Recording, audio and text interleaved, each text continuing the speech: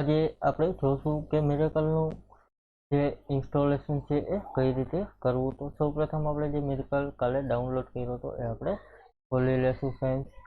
ત્યાર પછી અહીં મિરેકલ એનું સેટઅપ તમને જોવા મળશે.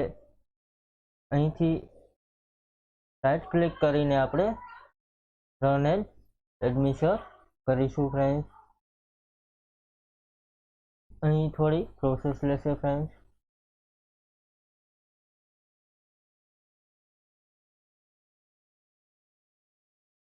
તો અહીં જોશો તો આ પ્રકારનું તમને વિગત જોવા મળશે. અહીંથી નેક્સ્ટ કરીશું ફ્રેન્ડ્સ. ત્યાર પછી આઈ એગ્રી પર ક્લિક કરીને આગળ વધીશું. ત્યાર પછી અહીં તમારે ઇન્સ્ટોલેશન કેમાં કરવું છે એ ફોલ્ડર સિલેક્ટ કરવાનું રહેશે.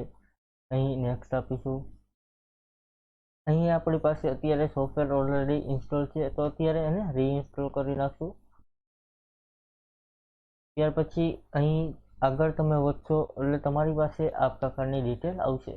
ફ્રેન્ડ્સ, તમારે મલ્ટી યુઝરમાં સોફ્ટવેર રાખવું હોય તો અહીં સ્ટાન્ડર્ડ કોપી, ઓડિટ અને બિલિંગ આ 3-4 જાતની કોપી આવશે. એમાં આપણે સ્ટાન્ડર્ડ કોપી સિલેક્ટ. ત્યાર પછી અહીં ફ્રેન્ડ્સ તમે જોશો તો આ પ્રકારની ડિટેલ તમને જોવા મળશે, એટલે કે સ્ટાન્ડર્ડ કોપી અને સિંગલ યુઝર.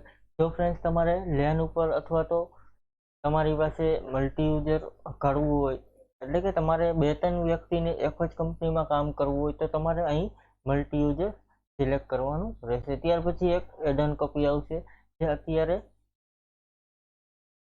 એમાં ઓનલી ફોર એડન કોપીમાં તમે વર્ક કરી શકો, કાંઈ પણ વસ્તુની પ્રિન્ટ કે એવું કાંઈ આપી શકો નહીં. અહીં આપણે અત્યારે સિંગલ યુઝર લેશું.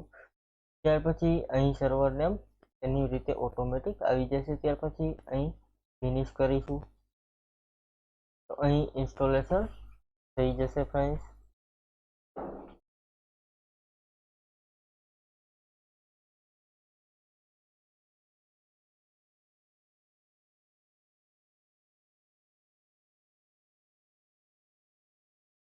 ફ્રેન્ડ્સ, તમારે મિરેકલ ઇન્સ્ટોલ કરવા માટે તમારા કોમ્પ્યુટરમાં .NET હોવું ફરજિયાત છે.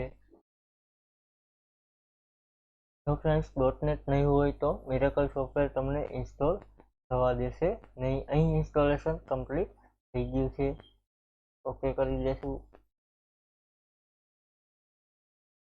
અહીં આપણે જોશું તો મિરેકલ આપણે શો કરી દેશે.